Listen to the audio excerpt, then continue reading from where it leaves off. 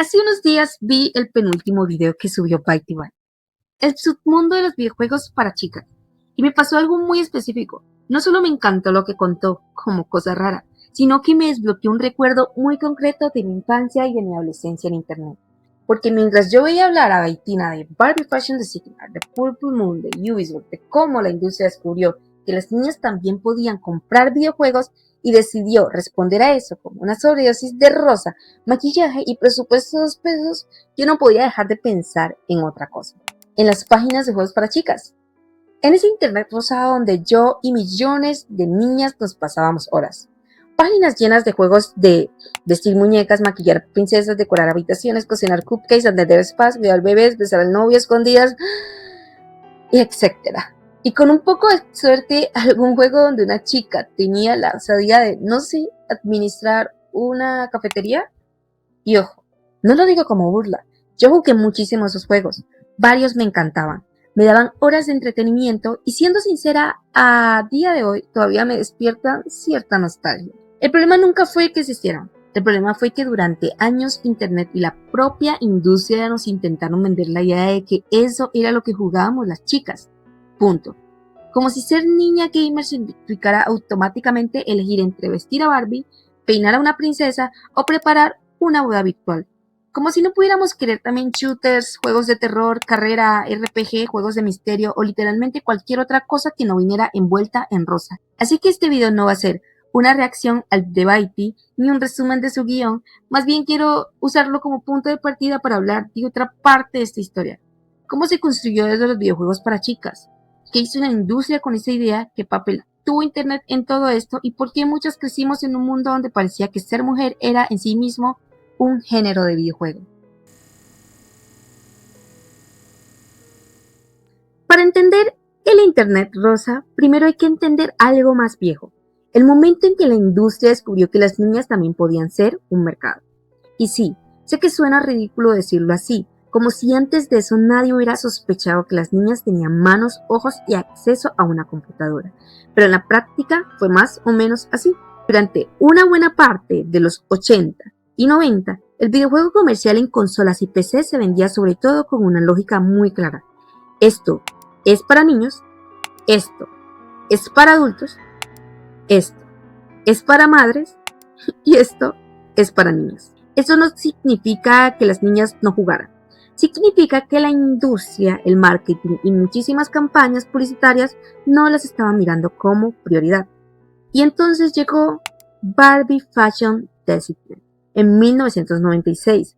Mattel y Digital Domain lanzaron este juego que en papel suena exactamente a lo que te imaginarías. Un CD-ROM donde podías diseñar ropa para Barbie, imprimirla, crear conjuntos y jugar a ser diseñadora de moda. Suena a estereotipo andante y sin embargo fue un bombazo. Según el Strong National Museum of Play, perdón por mi inglés todo pedorro, el juego vendió más de 500,000 copias en sus primeros 2 meses y generó alrededor de $120 millones en su primer año. O sea, una locura para la época. Y eso fue importante no porque Barbie inventara a las jugadoras, sino porque le dio a la industria una cachetada con billete. De repente las compañías vieron que sí existía un público femenino dispuesto a comprar videojuegos.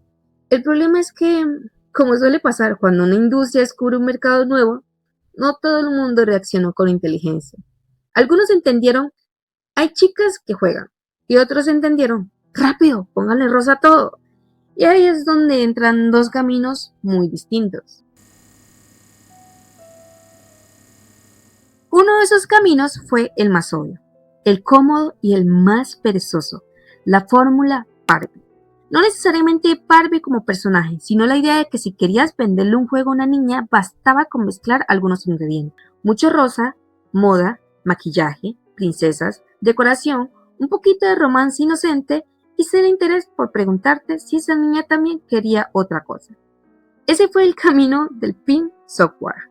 Juegos hiperfeminizados, empaques rosas, mecánicas muy simples y una visión bastante reducida de lo que se suponía que les interesaba a las chicas. Pero al mismo tiempo hubo gente intentando hacer algo un poco más interesante. Una de esas figuras más importantes aquí fue Brenda Laurel, diseñadora, investigadora y fundadora de Purple Moon en 1996. Y esto es claro, porque Purple Moon no nació simplemente de vamos a hacer juegos para niños porque Barbie vendió. Nació de una idea más ambiciosa. Si la industria lleva años ignorando a las niñas, entonces habrá que preguntarles qué quieren jugar. Laurel pasó años investigando niñas reales, observando cómo jugaban, qué historias les interesaban, qué tipo de interacción disfrutaban, qué valoraban en un juego. Y a partir de eso, Purple Moon creó títulos como Rocket's New School o Secret Fan in the Forest. Juegos muchos más narrativos, más introspectivos, más centrados en decisiones, amistades, emociones y exploración que en la lógica típica del gana puntos, mata enemigos, corre más rápido. Y aquí me parece importante hacer una pausa, porque esto cambia bastante la conversación.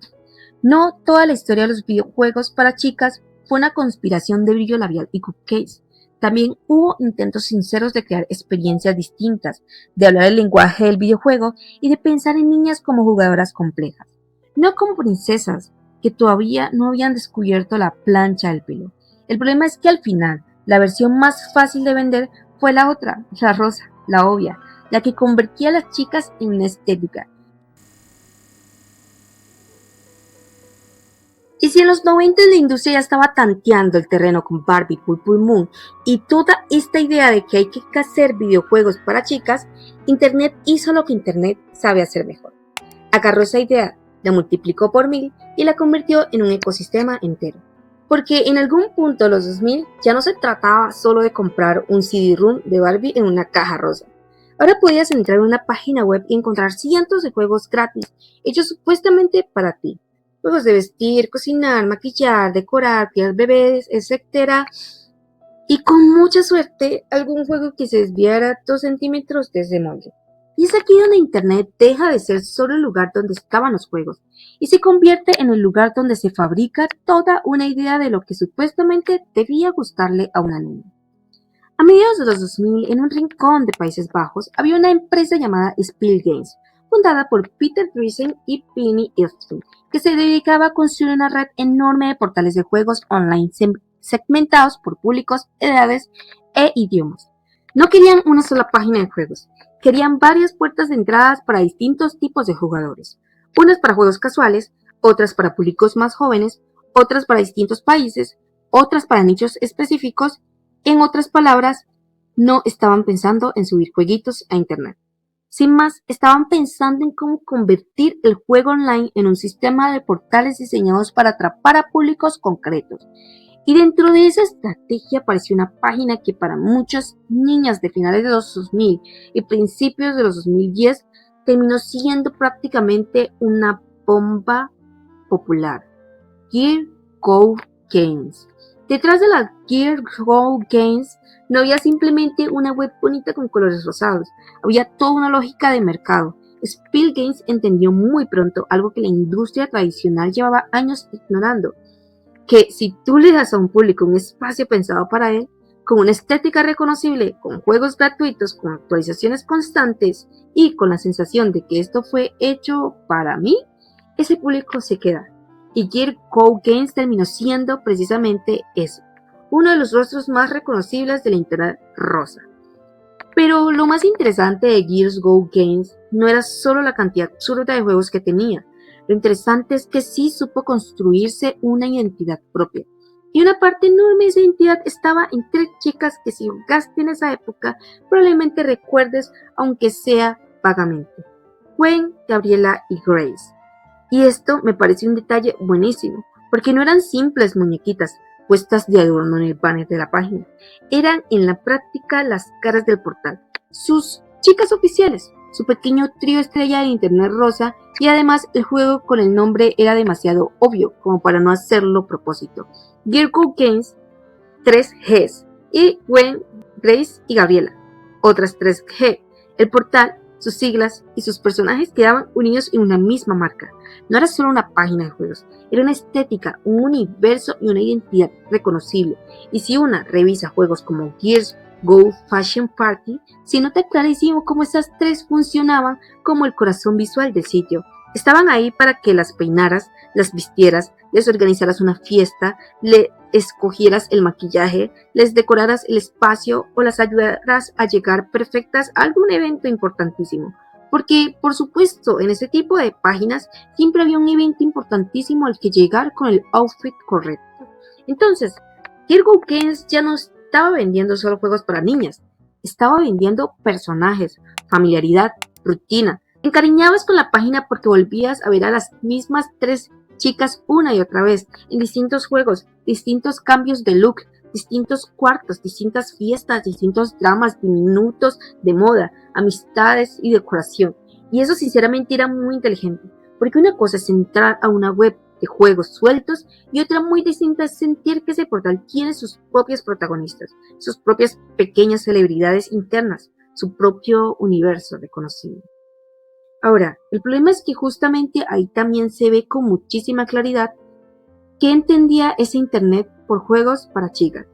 Porque aunque Gears Go Games tenía un catálogo enorme y no todo era exactamente lo mismo, el corazón del portal sí estaba marcado por una fórmula muy concreta. Vestir, maquillar, decorar, cocinar, cuidar, ordenar, embellecer. O sea, no solo jugar, gestionar la estética y el cuidado. Y eso importa, porque ahí ya no estamos hablando solo de una preferencia casual del mercado, sino de un patrón. ¿Por qué tantas páginas para chicas estaban llenas de juegos donde el objetivo era cocinar, limpiar, decorar una casa, cuidar un bebé, atender un salón, organizar una boda o preparar a alguien para verse bonita? Porque debajo de toda esa brillantina había una idea bastante vieja, la idea de que lo femenino está naturalmente ligado al hogar, al cuidado, a la belleza, al servicio y a gustarle a los demás. Que una niña por defecto se imagina como futura novia, futura mamá, futura decoradora, futura cocinera o futura persona encargada de que todo sea bonito y funcione bien para el resto del mundo. Y ojo, no estoy diciendo que en Steel Games se sentaran alrededor de una mesa a decir, vamos a reproducir roles de géneros en formatos flash. A veces ni siquiera hace falta un plan malvado, basta con algo mucho más simple y mucho más común. Dar por sentado que eso es lo que le gusta a las niñas. Que si haces un juego para una niña, lo lógico es que trata sobre moda, maquillaje, mascotas, cocina o romance. Y si haces 100 juegos para niñas, pues haces esa misma idea 100 veces con distinto peinado. Por eso Girl Games me parece tan buen ejemplo del Internet rosa, porque no era solo una página llena de minijuegos bonitos, era casi una fábrica de feminidad jugable. Un sitio que te iba enseñando a través de su estética, sus categorías y sus personajes qué tipo de fantasías se consideraban apropiadas para una niña. Y ahí es donde el asunto deja de ser simplemente qué nostalgia esa página y se vuelve mucho más interesante. ¿Por qué no? Girl Games no convirtió a las chicas en un género de videojuegos, ella sola. Pero sí fue uno de los lugares donde esa idea se volvió bonita, adictiva, fácil de consumir y completamente normal. Y gracias a ella surgieron muchas páginas de videojuegos para chicos.